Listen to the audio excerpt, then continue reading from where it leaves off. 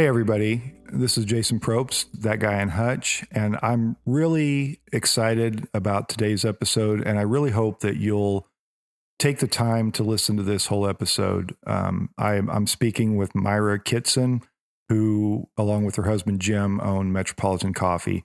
And the thing I really hope you'll take away from this and why I felt this was important is that the small business owners in our community play such a critical role in the vibrancy of our life here. And I think as you listen to Myra talk about some of the challenges they've faced in the last couple of years and frankly throughout their ownership of Metropolitan Coffee, I think it's really striking to me how hard it is for a small family-owned business to make it. As you listen to it, I hope you'll think a little bit to yourself about what a void would be in our community if a place like Metropolitan Coffee or any number of our small businesses didn't exist. I really think you'll enjoy this episode. I hope you'll take the time to listen to it all the way through to the end. Myra was so open and so frank about some of the things that her and her husband have faced in the last several years, and I really appreciate her willingness to come on and share that story with all of us.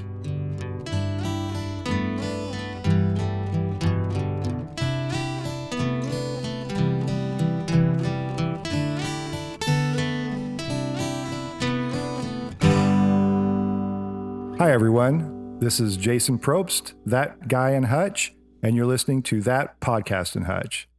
Today, I have Myra Kitson with me. She's the owner, along with her husband, Jim, of one of my favorite places in town, Metropolitan Coffee, up on the corner of 17th and Lorraine. Myra's owned the Metropolitan Coffee since 2008, and we were talking a little bit before the show. She's actually gone through two rough patches here, recently in 2020 and 21 with the pandemic. And then right before they bought the store in 2008 is when the economy started tanking after the housing and financial collapse of 2007, 2008. But we're going to talk a little bit about that today and kind of what they do there and what their vision is for the store, and as well as some of the challenges that are unique to small business owners. Myra, thanks for being on today. Oh, thanks for having me here.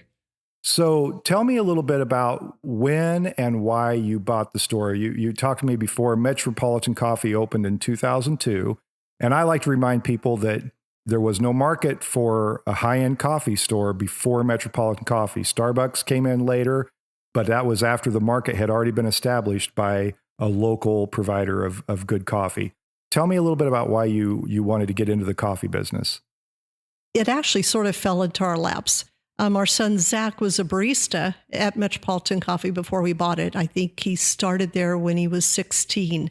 And it just through a series of events, we ended up sort of going, oh, this sounds like a good idea. Our mission when we first bought it, we really wanted to create a place of community, a place that everyone could come and relax and feel accepted for who they were.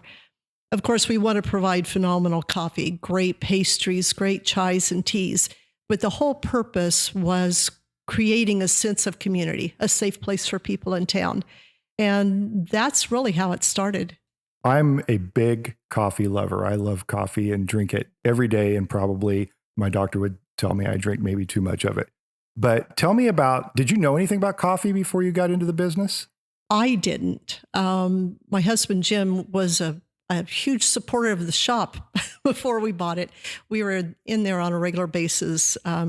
Maybe purchasing the shop was a way to fund his addiction to brevets. But he was pretty regular. I'm actually more of a tea person. Okay. And so that's how teas got involved in the shop, why we brought those in. But with Zach working there, he was pretty passionate about it as well.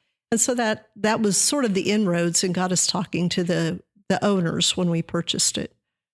Now, you mentioned that you wanted to create a space that was a community space where people could come and feel comfortable. And I know over the years you've hosted concerts in there. My son's played in there with his band, and there's always such a good vibe in there, just a very comfortable place. Why do you think something like that's important to have in a community?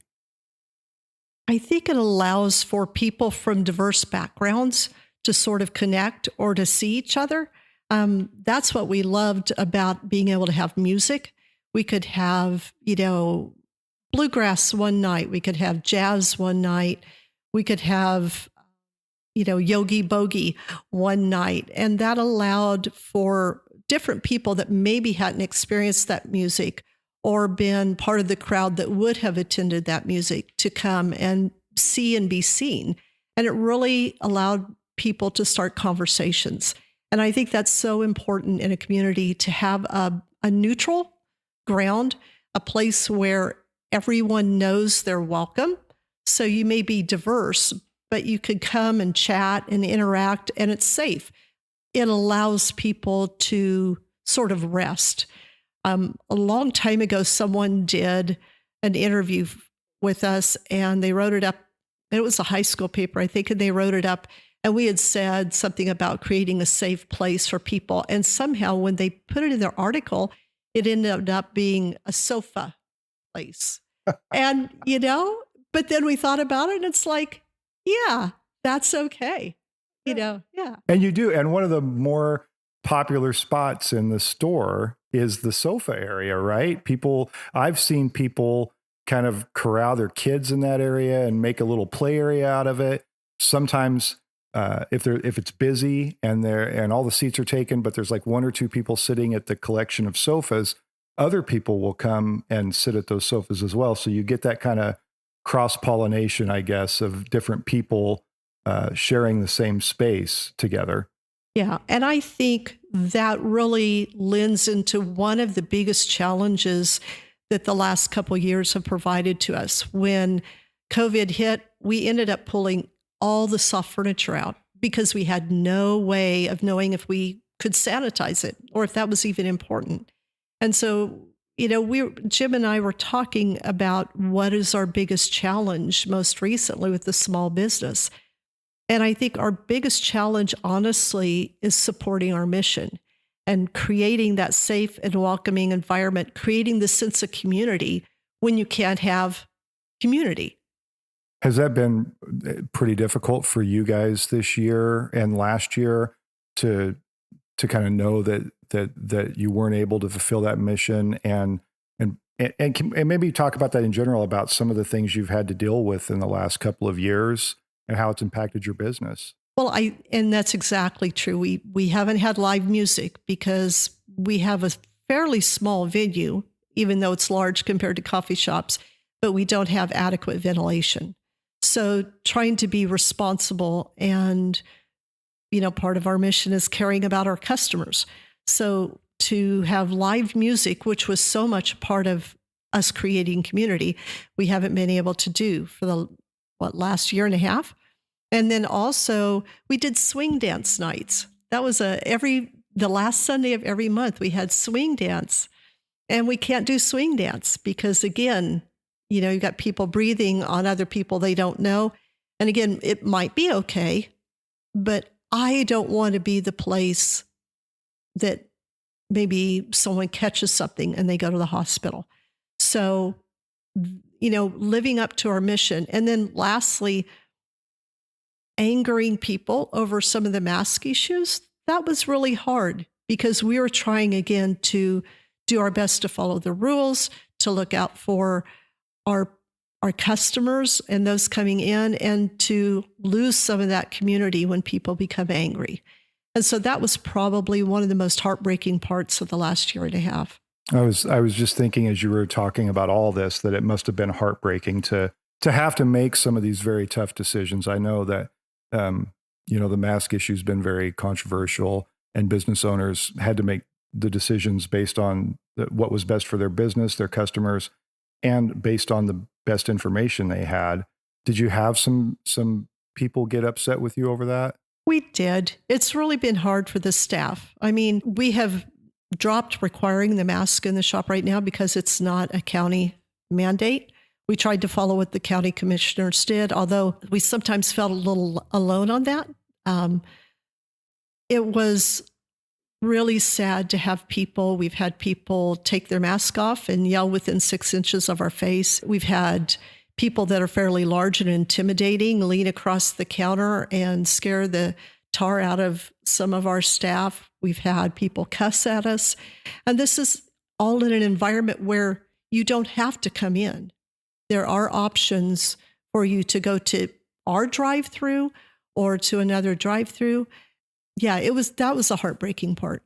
Yeah, and that's a good point that you do have another location downtown on 2nd Street between Washington and Main. Yeah. And if it's a matter of just wanting coffee, if you don't want to be in the environment, just having coffee, that would be an option. But also in the store, if I remember right, once you sat down at your table and you wanted to drink your coffee, that was fine to take your mask off and do all that. Right. We only required people to have their mask on when they ordered or when they were moving throughout the shop, walking by another person. That was the whole point. We had one person that said, "Oh, if I'm sitting down, okay." And so they went and grabbed a chair from a table, brought it to the counter, and sat down and took off their mask to order. It just angered people so much. And that was hard. And these decisions weren't, there was probably a lot of thought and consideration that went into that to try to balance because those decisions weren't good for your business necessarily. No. This didn't do anything to increase your business. This didn't bring more revenue into the store. These were just decisions that you had to make as a family-owned business on what was best to do, right? Right, exactly. It didn't help us at all. We were shut down. We made the decision until we could get more data or more information and guidelines. We shut down for 6 weeks at the main location. That was a huge impact. And we were down, I believe, 4 weeks at the drive-through. And then once we got more information, we opened back up and tried to do it as safely as we could. The whole time trying to pay those people that were still working for us because they counted on us. And we luckily had enough savings, which a lot of small restaurants didn't. We had enough to get through one pay period, and that helped a lot. And as you know, the state of Kansas did their best on the unemployment sites, but we had a lot of staff that filed for unemployment that could never really get it. It was just a challenge. So there were a lot of decisions we made. We spent a lot of time thinking about it and doing our best to make it safe for everybody. Yeah. And that's not I don't envy your position on that at all. And now, you and I have had other conversations too. There are a lot of challenges, COVID aside, that brought its own special set of challenges. But aside from that, there are a lot of challenges that small business owners and family-owned businesses like yours face just even in daily operations. One of them is, and this is a conversation we've had separately, is the conversation around wages. And I know a number of your staff and have over the years, and I know how that's really a family environment. Your employees really enjoy working there, and they feel like family. But at the end of the day, there's a business to run, and you have to make the numbers work. And you have some unique challenges in being a small operation. Can you talk a little bit about that? Yeah, I think what you mentioned is true. Once a staff person comes on at Metro, they do become part of the family. We care about them. And one of the challenges is we honestly can't compete with the big store, the big chains as far as pay. It's really hard for us. We're doing minimum wage. We're getting ready to go up a little bit, but we can't do that. We can't provide health insurance because we just don't have the resource for that. I would love to be like Starbucks and be able to pay tuition. That would be so awesome. But we just don't. So those are the challenges around wages. And I think one thing that people maybe don't realize when they talk about wages, it's actually just not the hourly rate that you pay the person. Then we have work comp insurance on top of that. And that is all based on how much you actually pay. That's based on your payroll. So if your payroll goes up, your work comp insurance goes up. And then we have, unemployment insurance that is based on, the wages, the payroll. And so if your payroll goes up, your unemployment insurance goes up. And I won't be surprised if our rate doesn't go up because of all the demands on the fund, and so that will increase as well. And we pay Social Security taxes equal to what employees pay. So, and Medicare. So there's some matching parts to the expense of wages that I think people don't realize. And so it's not just a straight, if I pay this person more, um, that's how much the cost is. There's secondary cost associated with that actually cost you more just to try to pay an employee more. Right? Exactly. So you touched a little bit on health insurance, and I know we've had this conversation before too. And you've kind of indicated to me that that's one of the things you'd love to be able to offer employees, but the cost is so prohibitive for a business of your size. Talk to me a little bit about that, because I know that that's something a lot of small employers struggle with, that they can't provide that additional benefit. And in some cases, it costs them availability of labor.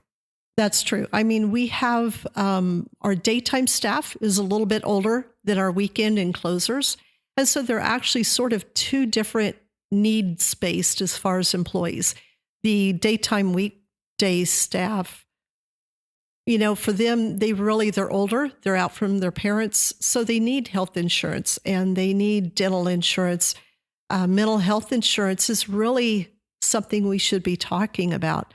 And that's, we still can't do that.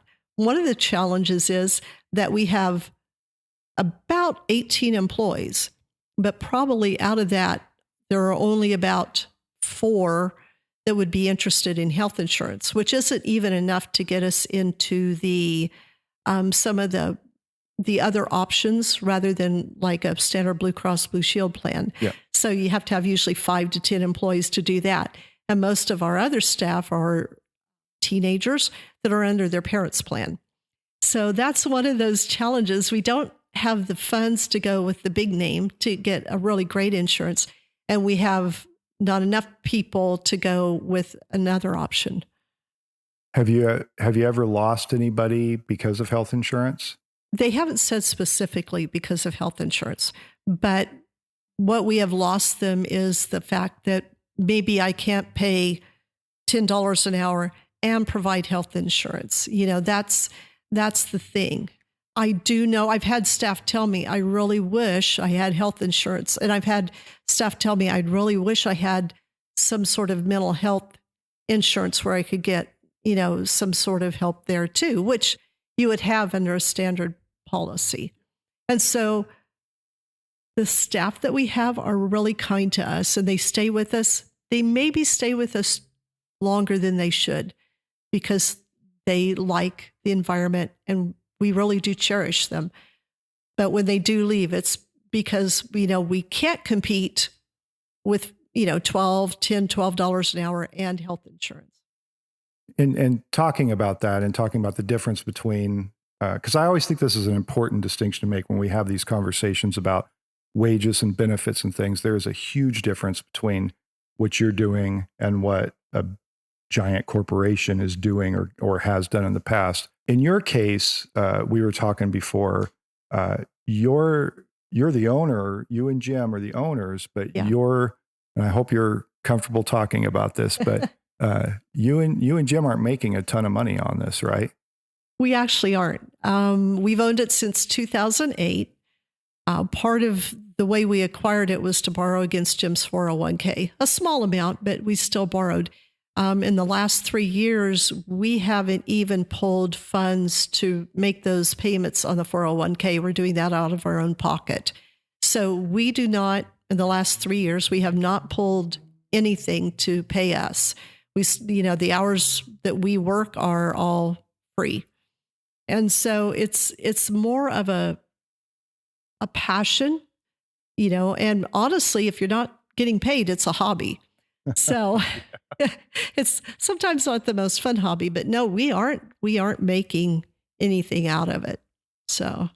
And then well, tell me what drives you then to keep doing this. When we talked a little bit about the sense of community and everything, but a lot of people would look at it and say, if I've done this many years and I haven't made the money at it, like what keeps you going? Part of it is Zach is passionate. Our son is really passionate about the coffee shop, and we really want to see that as a legacy, something we can give to him. I mean, he is getting paid. So, as long as he can continue down that road, I think it will be a great lifetime option for him because he does love it. Also, probably until the last year and a half, we really loved the community aspect. We had friends that, we interacted with at the shop. We loved talking to people that would come from out of town, and you could chat with people. You could make them feel welcome. It wouldn't be unusual to have people come from the hospital where they have someone that is not well, and you can really pour into their life and make a difference to encourage them for a few minutes till they go back. And that's what we loved about it. I think we were just actually talking about this last night. After the last year and a half and all the sort of the anger that has been directed at the coffee shop, and now we've gotten a lot of really nice support too. Sure. But you tend to hold on to the people that are angry at you. And that's made it really hard. We've even had friends that have stepped away because they didn't like our policies. And that's probably been the hardest part. But what motivates us, and I think will, once we get hopefully on the other side of this, is to be able to have community again and to be able to make a difference in someone's life, even if only for 10 minutes, a 10-minute chat at the bar.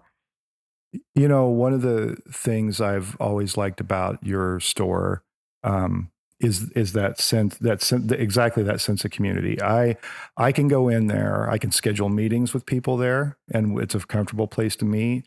I can take my son in there when he's got some downtime or he's back in town for a visit. We can say, let's go there, and we'll grab a game off the shelf over there and play it. But the other thing I like is I'm always going to see somebody I know, right? I'm always going to have a conversation there. And so if I'm working or I've been by myself all day and I'm tired of that and I don't want to be by myself or I don't want to be alone anymore, I always have known that I can go to your place and I'm going to see you or Zach or Nate, or I'll run into somebody and I'll have a conversation, and it kind of pulls me back into the sense of that I have a community around me. We love that. I love that. We have people that come in like every year, maybe it's state fair time. They'll go, "Oh, I was in here last year and we chatted about this." Or we've had people come back and said, they come and visit their mom they come from out of town and visit their mom every 3 or 4 months. So they come in and chat. And if we're lucky to catch them in the shop, we get to ask them about their parent. And they think, oh, wow, somebody actually cares.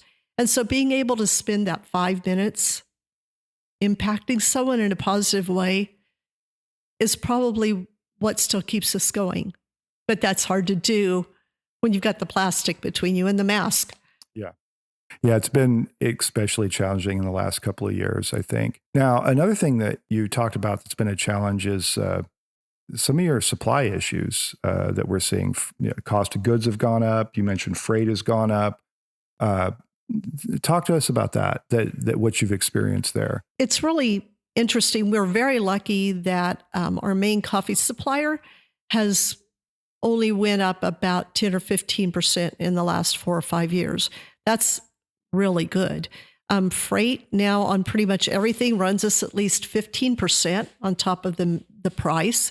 The supplier where we get our cups and lids, because we don't have a big negotiating contract. We can't negotiate with anybody. I feel like we buy really wisely, but just from 2014 to 2021, so 7 years, it's went up about 50% on our cups and lids and, the paper products. Also, right now, the supply chain, which everybody talks about having trouble, the supply chain is tricky. We sort of load up on everything when we can. Is that because you don't know what the next order cycle is going to bring for you? Yeah. Well, you don't know if it's going to be available.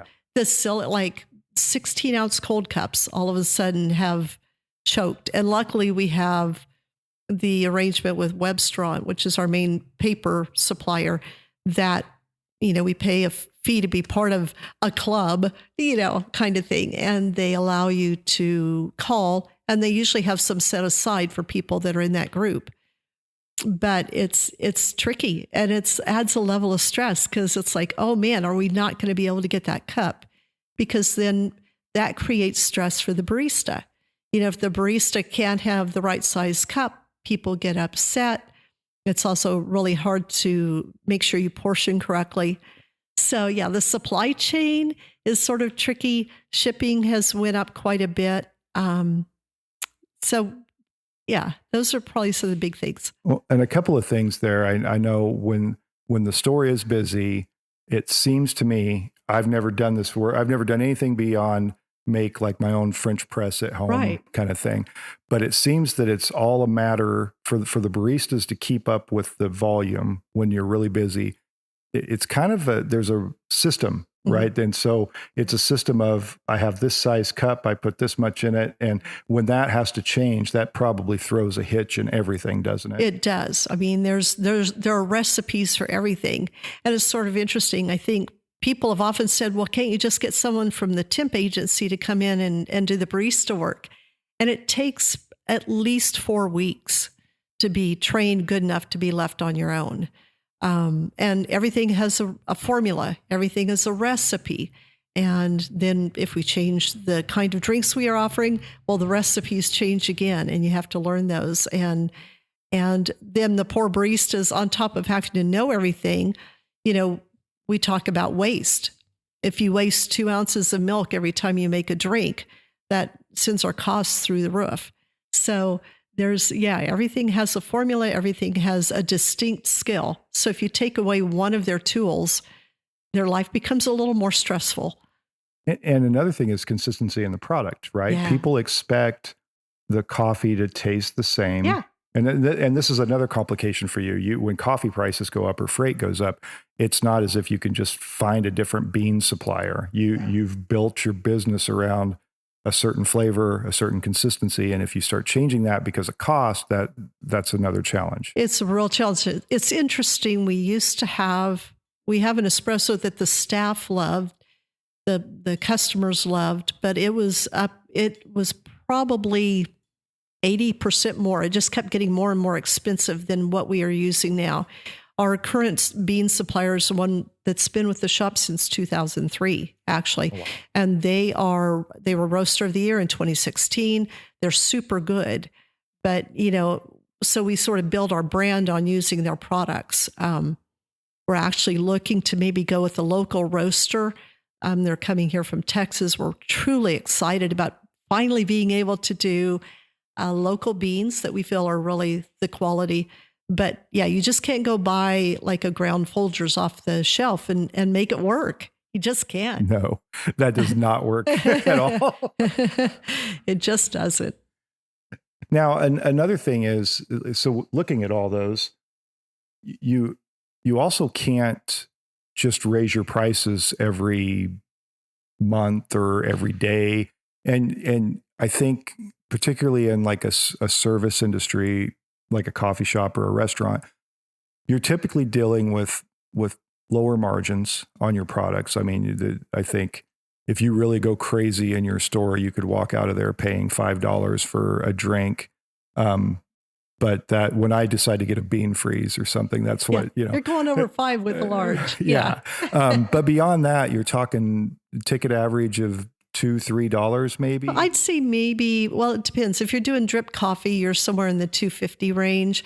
And the truth is prices are going to have to go up because we just are getting ready to do a wage increase.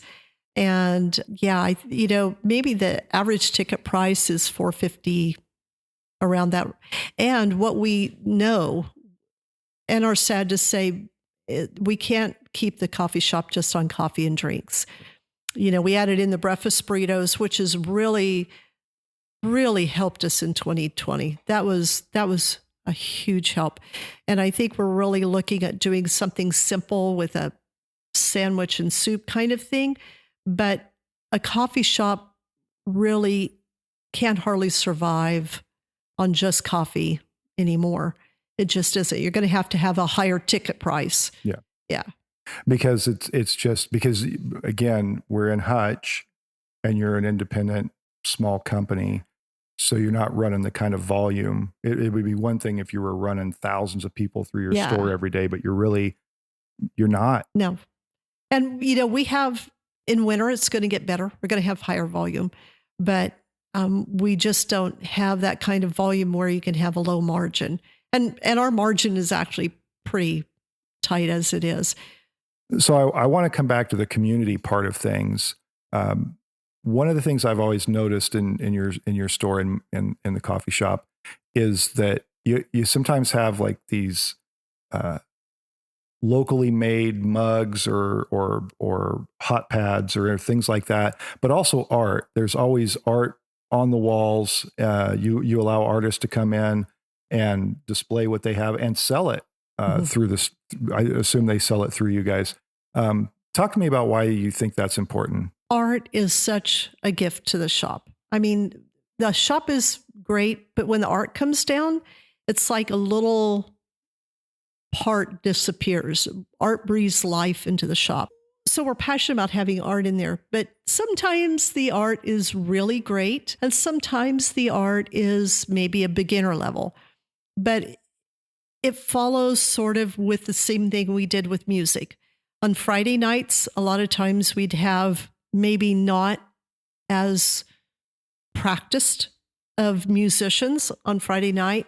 And sometimes we have art that's not as advanced, but everybody needs a place to stand out, to be. And so, art we love having in the shop. We also sometimes have textiles in the shop from local people. That's fun. We sometimes have rugs. We had a really cool display from some of the textile artists where we had knitting and crocheting and that kind of thing on the wall. That was awesome. But again, it's back to that sort of thing where we had different music, and bluegrass, jazz, ska, or just such a wide country. So it allows everybody to have an expression and be valued, because the different kinds of music are valued, the different art skills are valued. So it's another way of us being able to provide an outlet for people that might not otherwise have it. Yeah, I never considered that before, but that's I'm glad you said that, because it seems like a place like yours is really critical in a community like ours to make sure that people have a place to experiment and to grow. Because for artists, it's not always an easy thing, or musicians, to get up and perform in front of people or to display their artwork. They certainly probably don't know how to break into a market, in a community. So having a place like yours where they can come in and do that and get some feedback and maybe have some success in whether it's performing in front of a group of people or selling some art, I think that's such a critical part of a community. Yeah. One of the fun things is we have often have student art in there. I know Haven High has art in there occasionally. Victory Village students have art in there. And so they get to have their art out in the public. And it's just another way for us to say, you're important, you're valued for who you are. And we love that opportunity. And yeah, we sell the art, or we don't care. People can just have people contact them directly. We don't make anything off of the art that's sold. It's just kind of a venue for people to share. Yeah. I bet that you cannot wait to get back to a place where we're doing this sort of thing again, where we're having shows and we're having events and swing dancing and whatever else we can imagine that we can do in your coffee store. Tastings, tea tastings, coffee classes. We love doing that, where we tell people, help them learn about brew methods, help them learn about different kinds of coffee, different kinds of tea, herbals. We love that kind of thing. The swing dance, we really miss that. We truly miss the music. I keep trying to figure out some way to do it outside, but we aren't on the quietest corner. That's true. Yeah. You're on a very busy intersection in a very busy part of town. Yeah. Well, earlier we had talked about some of the challenges through the last year and a half and some of the frustrations, but you had mentioned that there were some good things too, and that you had seen some real kindness from customers and from the community. Can you talk about that or share some of those? Well, first of all, people were so generous to us in the Raleigh, Reno County. Oh, that was huge. And that was, I would make sure that people understand, that was kind of a collaborative effort with the Community Foundation, United Way, and this is where people could buy gift certificates to your Right. store as a way to kind of keep you going and Right. provide some cash while you were shut down and couldn't operate. Yeah, it was such I remember seeing people purchase gift certificates and I thought, wow, they're really betting on us. And that was really touching. And also we've had some people that have been super supportive over the last year and a half. Every once in a while you get, really encouraging note for someone and you really know that they're in your corner. So, the really Raleigh Reno was a good one. I think we continually have people asking us when we're going to have music again, when we're going to have swing dance again. I mean, if nothing else, that allows us to know that it meant something to them. How important was that during a time when you were facing something you had never faced before? Um, Looking at the prospect of shutting your business down, to have people in the community do things and say things that demonstrated a belief that you were going to be here when this was over. Yeah, it was really encouraging. Plus, it allowed us to know that we could pay our employees one more payroll, but to have people, it's like, I think I was surprised that people really cared and that Metro meant something to people. You do it and you don't really expect anything back. And then you're so surprised when they go, oh, this is an important place to me. This is where we had our first date. This is where we proposed. This is those kind of things. And people saying, this is where I get together with my friends every Saturday. And I don't want that to end. That was a really bright spot. I still remember locking the door the evening when we found out we had to shut down and we didn't know what was coming, walking out that door and turning the key and not knowing when you might open the door again. And then having people be so supportive. And you're like, you know what? Maybe we can do this. And that's huge. And I feel for the businesses that weren't able to survive to the point where they could do it again. Yeah. Yeah. Because there was a lot of unknown at that point for all of you. Right. Yeah. And it's one of the things that's really interesting. Like I said, we were lucky that we had some savings. We had put, instead of Jim and I taking the money out of the business, we had kept a small amount in savings that allowed us to pay staff. And not every business has been able to do that, and I am wasn't a huge amount, but allowed us to do a payroll. And I'm so grateful for that.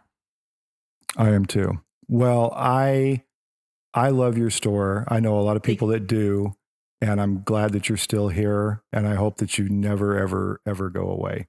We hope so too.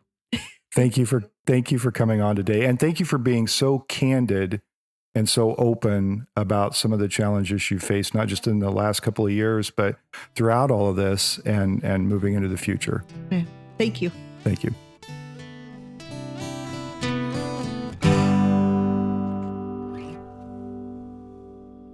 Hey everyone, if this sounds a little bit different, it's because I'm calling in from Minneapolis, Minnesota. I had to come up here for a legislative leadership training.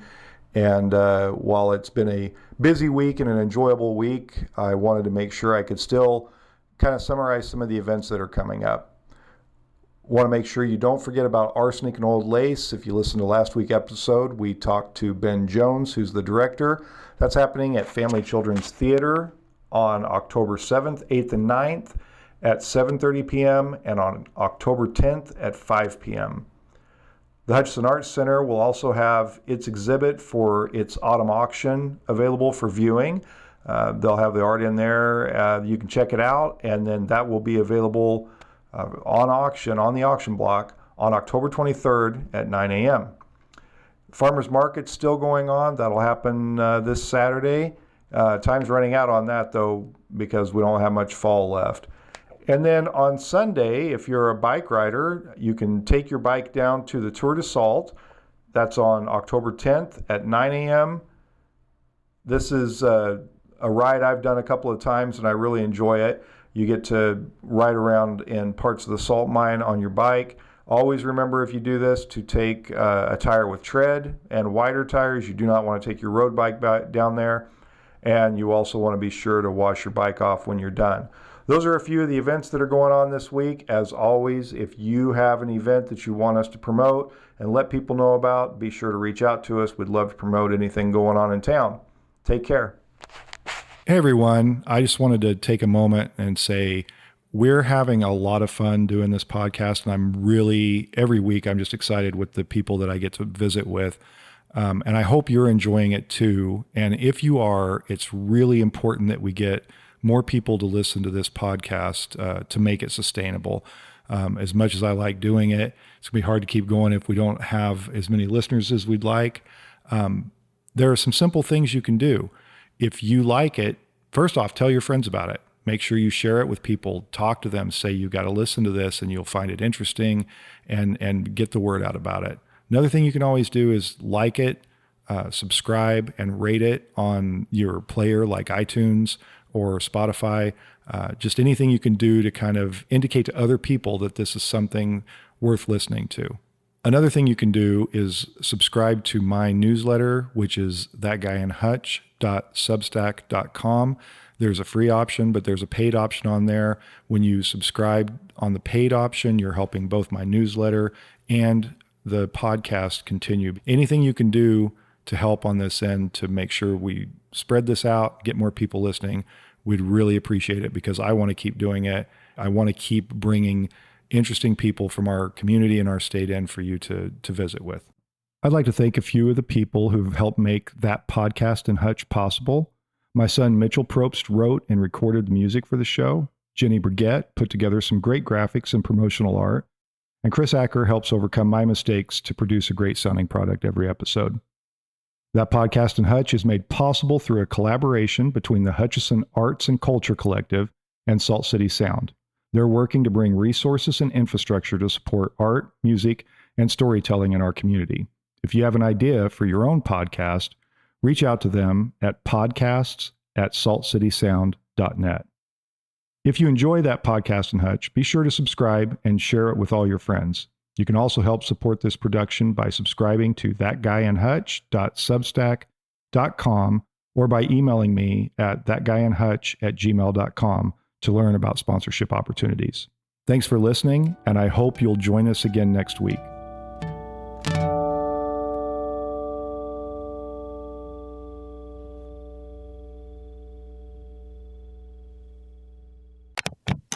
A Salt City Sound production.